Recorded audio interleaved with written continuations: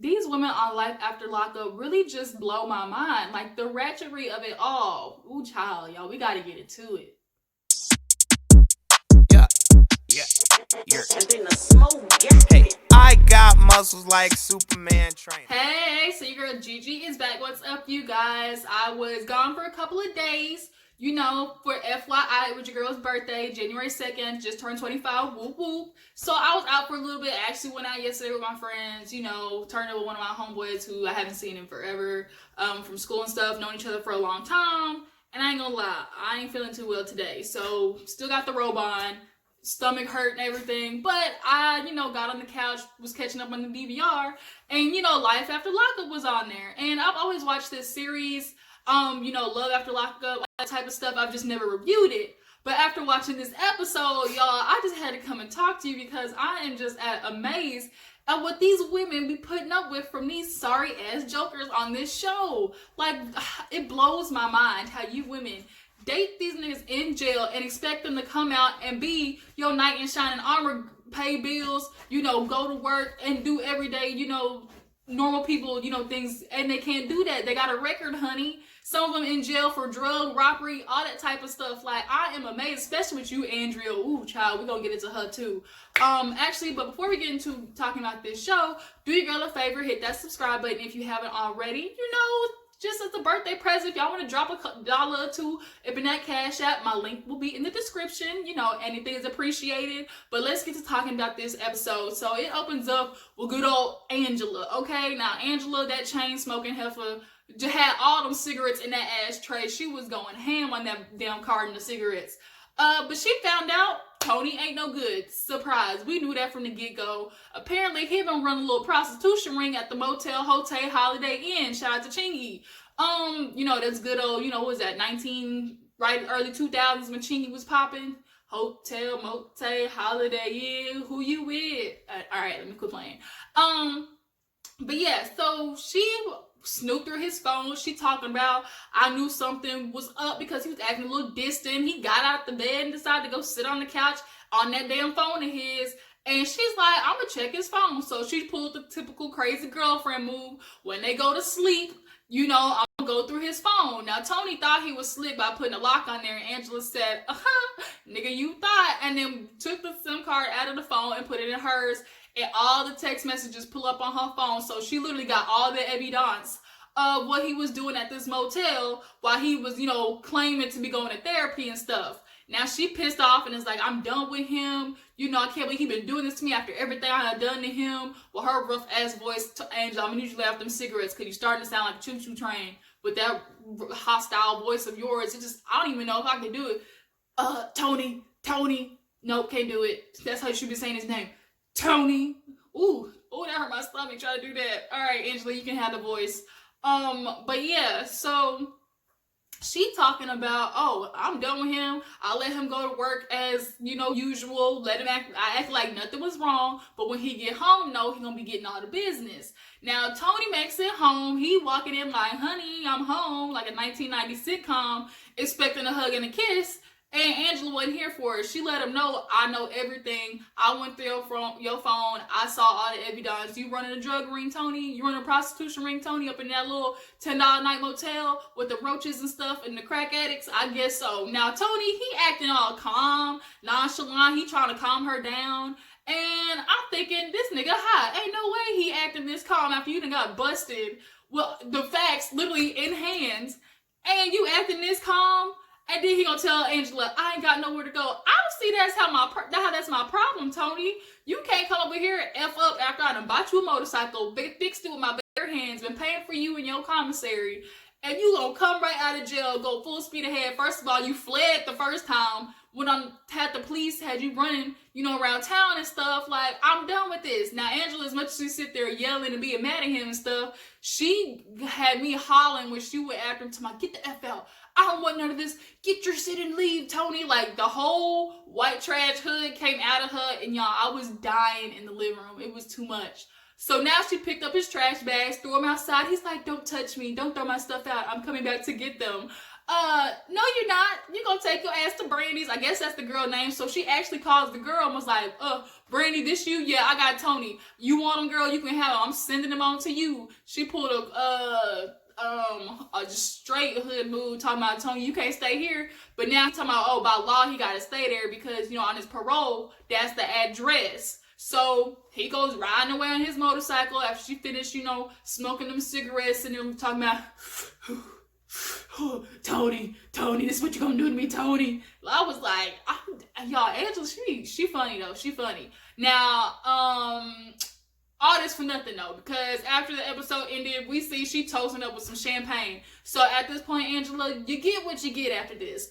You should have did what you did. She talking about burned all his stuff with his letters. All he been giving me basically letters of heartbreak. She got the rings. She didn't know she wouldn't toss them in the burner yet, but girl, it's probably just gonna set right on fire. It's probably nothing but silver and cubic zirconium because he can't afford shit. He just got out of jail. So I don't know what you thought that was. You can't go pawn it.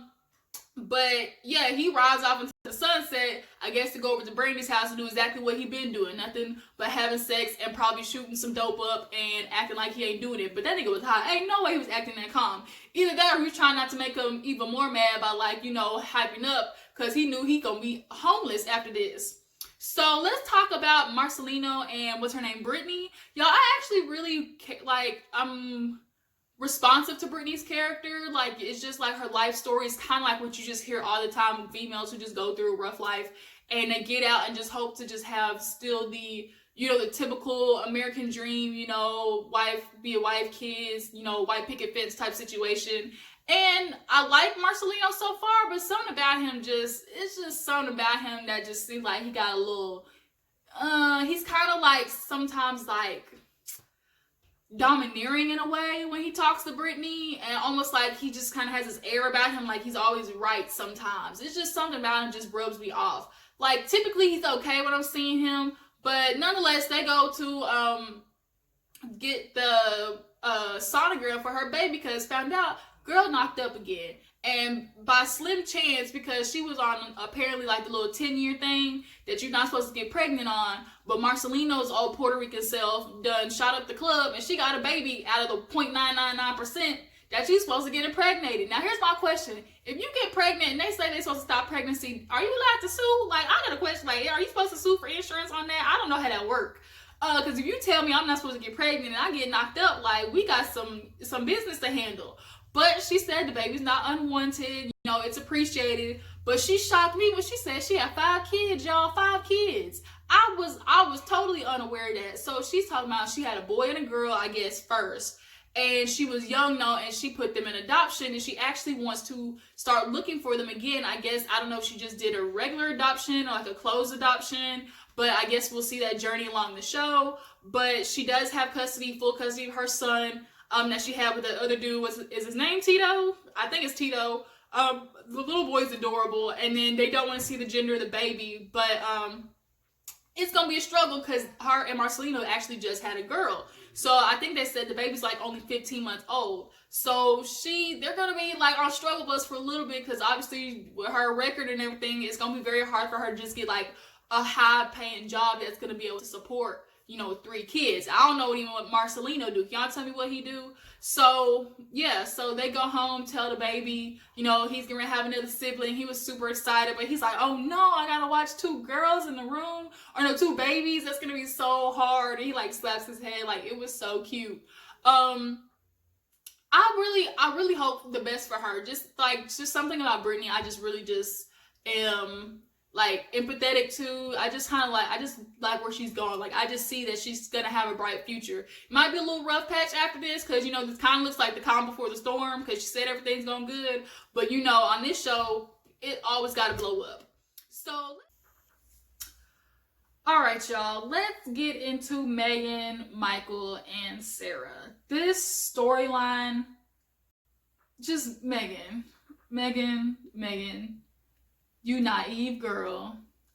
Michael pulled the okie doke. He gonna rip her back in. He gonna pull her back into the goddamn, pits of hell with his, what I call the gift of gab and apparently good peen, because he come to Dallas and then on the way to Dallas got the nerve to have a chick call him and talk about, oh, My bad, she wasn't supposed to be calling right now. So not only do you got Sarah and Meghan, it's another bitch. Oh my God, surprise. So nonetheless, he pulls up, is like, hey, I'm here to surprise you. Like, I'm trying to prove to you that you the girl I want. You know, all the slick shit that, you know, hood niggas be talking.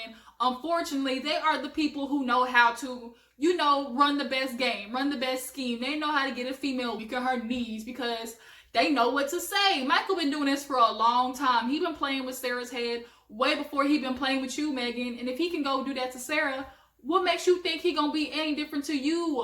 What? He ain't no good anyways. Fact that he chasing after your virgin puss, leaving his kids. He ain't been calling his kids, ain't been checking up on them, ain't been no contributing, nothing. Can't even spend them not a damn dollar because he ain't even he chasing your tail instead of chasing a job, okay? But you think it's all, you know, love of my life, oh my God, he flew all the way here for me. First of all, how could he afford the ticket? So obviously production paid for that thing. So nonetheless, he's like, I'm here, baby, you know. And she would real quick slid him over there to the garage because she's like, I don't want my dad to see you because if her dad saw Michael, oh, it would be on the crack of lacking. He would have came out there whooping ass for sure. But nonetheless, you know, she came out there trying to look sexy and stuff because she was getting ready to go with her friend B. Now he smiled, oh, you know, you look good. She like, you want to come out? He like, yeah, I do. And this is kind of gonna be the opportunity for him to, you know, talk to the friend. The friend, after all he done heard, you know, Meghan complaining about, he obviously don't like Michael. But they end up going out and, you know, he gives him dap, you know, sees him. And the friend is like, hey, Michael, because, you know, she didn't tell him that Michael was coming. So they sit down. Of course, the friend gets straight to grilling right away. Like, how I know you ain't gonna fuck my friend over? Like, she done told me everything. I done heard what you did. I know who you are, what you do. So I'm watching you. But until then, like, how am I supposed to trust you? Because you have proved that you ain't nothing but a lying ass hood nigga. That's what I'm calling Michael. Like, him and that goddamn, you know, ponytail that typical dudes have that be running around the streets. Like, he is just such the epitome of a hood nigga, like, who try to be reformed. And as soon as they get this close, you know, to making it out and being, you know, a reformed hood dude, they go falling right back into their old ways, hitting the streets, running, and, you know, trying to hit everything that's walking next to them, you know, with a vagina. So now he basically feel like he don't have to prove anything to the friend. He like, you know, what it is basically between me and Meghan, you know, all I gotta do is prove my love to her. The friend obviously feels some type of way because he's like, yeah, that's good and all, but you know, I'm still gonna protect her. Like, I'm still gonna look out for my girl. And I know, like, you supposed to be divorced. Are you divorced yet? And Michael talking about, oh, they working on it. You know, they just did the papers and whatnot.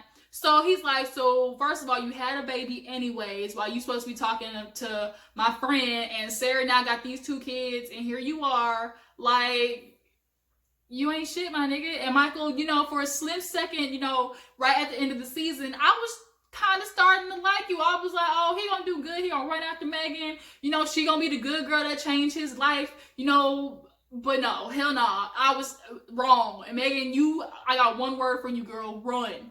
You better Forrest Gump it out of there, okay? Because you're going to end up like Sarah next year if you don't quit playing. The way it's looking, he already got another line, a heifer on the line to after he done talking to you. Like, I was just shocked. And then we flash over to Sarah. She over there struggling with her 2 daughters, who, by the way, are very cute. At least they make cute babies. The one they just had looked just damn like Michael, like literally a spitting image of him. And she's sitting there playing, you know, make believe with her daughter because he don't want to answer the phone. Now, Michael, if there's anything, I get that you and Sarah aren't cool. Y'all, you know, have irreconcilable differences, but you still, you know, lay down and went half on a baby, okay? So you gotta make sure you still keep in contact with her for those kids. And the fact that you're not doing that, and you're gonna be that runaround dude who just, you know, he feels like Michael's those type of dudes who feel like, you know, making a baby is what proves love. Like, oh, I'm gonna be with you, girl. I'm gonna give you a baby. You're gonna have my child type stuff. Meghan, if you don't quit playing, you're gonna end up like Brittany and Marcelino, you know, thinking you protected and all, and gonna end up with that ding dong baby. Okay, so shout out to Bernie Mac. Bernie Mac show, one of my favorites. He said, you think we get ready to have a baby? It's gonna be on somebody's porch talking about ding dong baby. So my Meghan, like I was saying, mama, run the other way. But yeah, but it was so sad how she was having her daughter like play like he was like it was just like, and then Sarah like, girl, like the fact that you did that, like right now the little daughter doesn't understand how how that's gonna affect her life. Like I'm calling my daddy, he not answering the phone. And it's make believe right now, but that little girl's gonna grow up and look at Michael like, dude, where were you at? Like I was literally playing make believe with my mama because your old black ass wouldn't answer the phone. Like I'm just shocked that he was just like the rest of them. And girl, Meghan, you gonna be in for a rude awakening thinking your little virgin puss was gonna make him reformed and all that type of stuff. I'll be damned, it won't. So let's move on to Lacey, because Lacey is moving and realizing Shane might be an alcoholic. Shane, I thought you was sweet. I thought you was, better than old dude. Hell no. You might just be just like him, if not worse, because you try to hide it behind all that sweet, love making and stuff and whatnot. But nonetheless, they got ever-loving minds trying to make another baby. Okay, so she don't want no baby, but Shane do. Now you remember, like, you only 22 years old, right? You ain't got no job, right? Like, Shane, how the hell you gonna go to this damn doctor talking about, I want her to have my baby, and the doctor looking like, how old are you? He's like, I'm 22, but I want to raise a family with her and stuff. And she like, okay, now if you haven't, and they talking about they having sex 5 to 10 times a day. So if you doing all that, how you got time to go to work?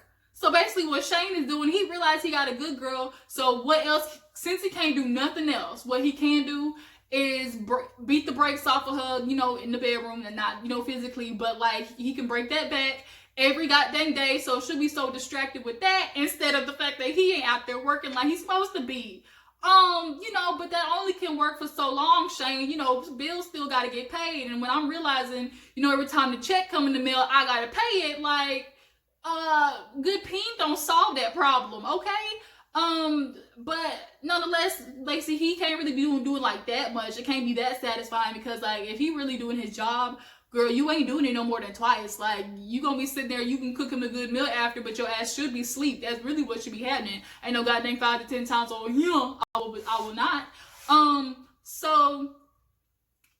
They're moving, like I said, and Shane is proven to be no help. He trying to get drunk and stuff. She think he got a problem. And speaking of problem, guess who's ringing her phone up? John.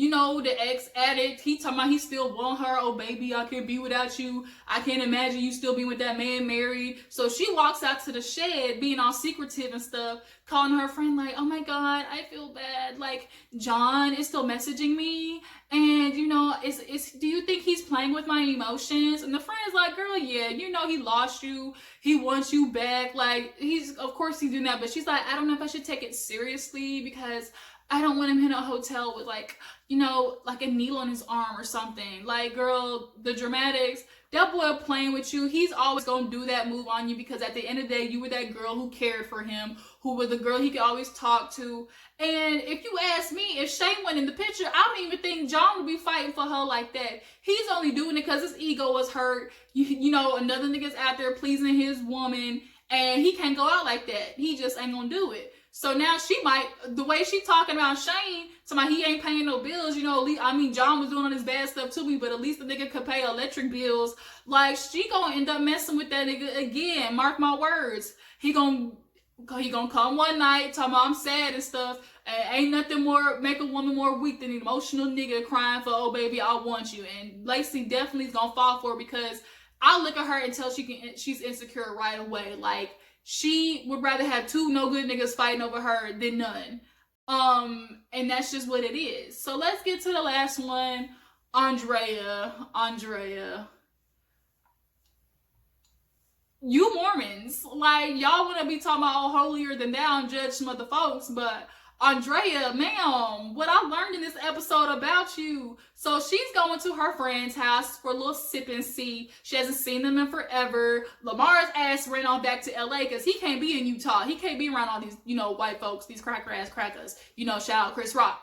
But she's having a good time catching up, and she's telling how she's struggling because Lamar's still in LA. They ain't seen each other. And her friends are like, that's not a marriage. Like, if y'all already doing this, then y'all need to go ahead and get divorced. Now, her only other black friend, black girlfriend is like, yeah, you need to leave this dude.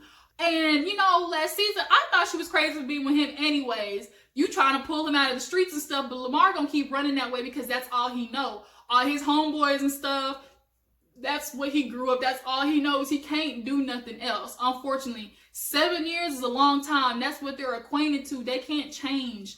It takes a lot more than just a woman to do that. It's got to be something that they really want, child of God. So nonetheless, she's talking about, I love him, but I love my happiness more. Your sanity, well then, girl, I'm gonna need you to do that. But you obviously lost your goddamn mind, because we find out that the little one, I guess her name Prairie Rose, Penelope or something like that, is Lamar's goddamn baby. And it clicked for me. Oh, this makes sense. This is the reason why your ass was acting crazy last season, stealing his license and all that type of stuff, trying to make him stay in Utah.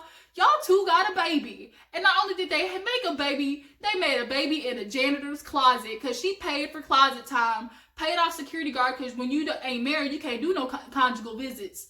And got busy next to the goddamn Clorox mop bucket. That's what they did. Child, if I was your mama, I could really knock you across the head. And then she realized she's so dumb, talking about, oh yeah, I thought Lamar was gonna come out and I was gonna be a stay-at-home mom. He was gonna pay the bills and everything. He was gonna take care of me. Now here you are, knocked out by this man, hoping you was trying to get this fairy tale. Girl, I just swear I could just, if I'm just...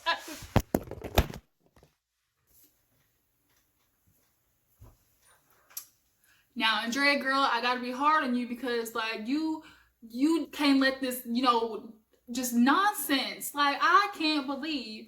And her friend is even looking at her like, girl, I know we, hold together, but we ain't hoes like that in no closet. Not no prison janitor closet, child. Oh no. You definitely gonna have to go and, repent them sins, all type of 7 Hail Marys and stuff to get that off your conscience, because I will not.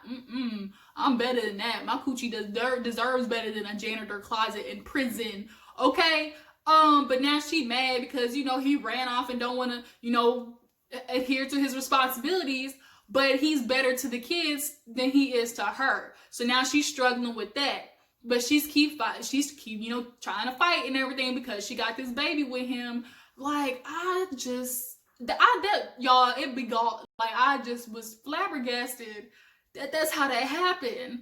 Now, how you supposed to tell your child, when they grow up and ask, oh, babe, tell me about me, how I was conceived. There wasn't no candles, no Marvin Gaye playing, no Keith Sweat, nothing. Girl, I had to hurry up and do it quick, fast, in a hurry before he went into solitary confinement.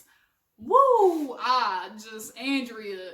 They say it's always them church ones you gotta watch out for. They be the ones, the preacher's kids and all type of stuff. They be the worst ones. I went to school one, she was bad too. She ran around, gave niggas chlamydia in high school. So I know that for a fact. I went to school one. So Andrea, to find out that you like that guy, I ain't gonna judge you or nothing, but I'm definitely judging though. I'm her friend right now. I'm just disappointed, girl. We better than that.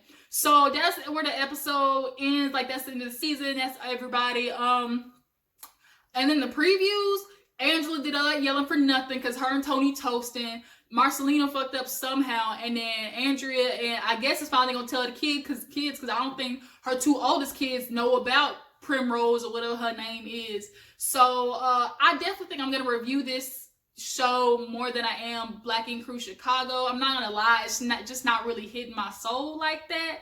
So if a good episodes come, I'll probably do a review on it, but it's not gonna be a steady thing. So I'm gonna give y'all a heads up on that. I think this is probably gonna be my other slot show that I'm gonna review. So I will talk to you guys next time. Tell me what you think about Life After Lockup. Do y'all want me to continue reviewing it for you guys? And yeah, just drop down comments and let me know. Appreciate you guys for tuning in. Don't forget to subscribe, hit that like button, and I'll catch you guys on the flip side. Deuces.